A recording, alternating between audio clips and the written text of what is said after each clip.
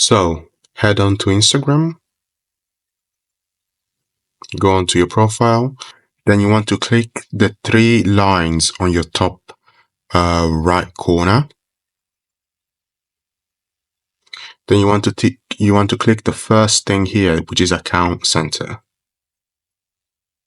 Then you scroll down to the account settings space.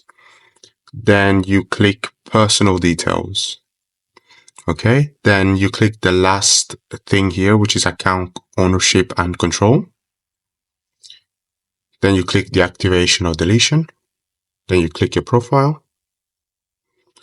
Then you want to check the delete account. Then you press Continue.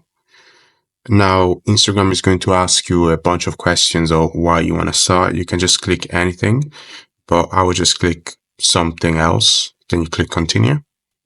Then you type in your password.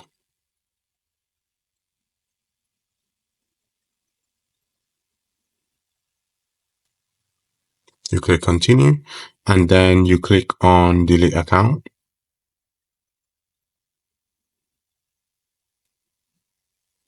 And that's it.